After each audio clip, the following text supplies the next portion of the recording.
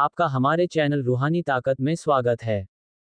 आज हम आपको सूरह अल कुरैश के तर्जुमे के बारे में बताएंगे, तो चलिए वीडियो शुरू करते हैं। सूरह अल कुरैश कुरान मजीद के 30वें पारा में मौजूद 106 नंबर की सूरह है। सूरह कुरैश कुरान मजीद की उन तमाम सूरतों में शामिल है जिनकी फजीलत बहुत ज़्यादा है और यह काफ़ी छोटी है, जिन्हें बड़ों से लेकर बच्चे भी याद करके इसकी तिलावत कर सकते हैं, और इस सूरह को हम नमाज में भी पढ़ा करते हैं। कुरैश अरब के एक कबीले का नाम है जो मक्का में आबाद था, और काबे की देखरेख उनके जिम्मे थी, और मक्का जहां न खेती थी और न ही जानवरों की परवरिश हो पाती थी, क्योंकि उनके लिए चारे का इंतजाम नहीं था, और ऊंट की परवरिश इसलिए की जाती थी कि वो कांटेदार पौधों को भी अपनी खुराक बना लेता है।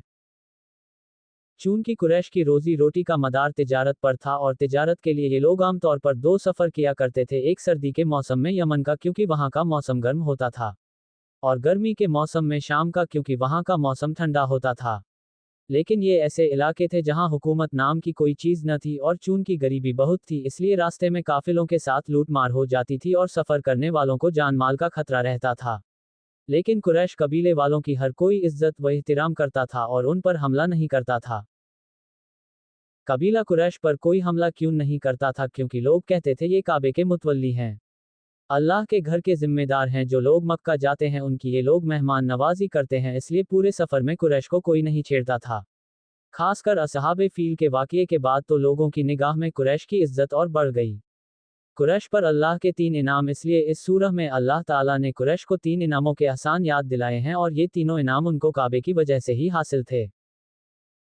गर्म और ठंडे मौसम में उनका बगैर किसी डर व खौफ के लंबा सफर करना, ऐसी सरजमीन में बसने के बावजूद जहां न पानी था और न घास उगती थी, फिर भी खाने पीने की चीजें मुहैया हो जाना।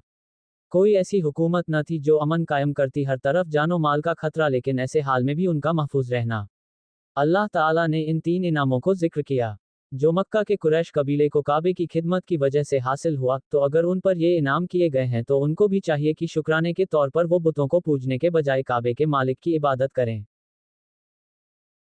इस सूरह का सबक। इस सूरह में सबक का एक अहम पहलू ये है कि जिंदगी की ज़रूरतों का पूरा होना और अमन व अमान अल्लाह की 2 बड़ी नेमतें हैं। अगर ये किसी को हासिल हो तो ये समझ लो कि उसे दुनिया की तमाम नेमतें हासिल हैं, और फिर उसका फरीज़ा ये बनता है कि उसके लिए अपने परवरदिगार का शुक्र अदा करे। आउज़ु बिल्लाहि मिनश शैतानिर रजीम, बिस्मिल्लाहिर रहमानिर रहीम। ली इलाफे कुरैश इलाफिहिम रिहलतश शिताई व सैफ फल याबुदु रब्बा हाज़ल बैत अल्लज़ी अतमाहुम मिन जुइब व अमानहुम मिन खौफ। अल्लाह के नाम से शुरू जो बहुत मेहरबान रहमत वाला है। इसलिए कि कुरैश को मैल दिलाया, उनके जाड़े और गर्मी दोनों के कोच में मैल दिलाया, तो उन्हें चाहिए उस घर के रब की बंदगी करें जिसने उन्हें भूख में खाना दिया और उन्हें एक बड़े खौफ से अमान बख्शा।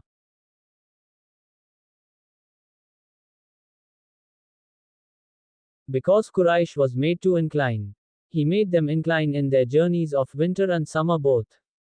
They should therefore worship the Lord of this house, who gave them food in hunger, and bestowed them security from a big fear.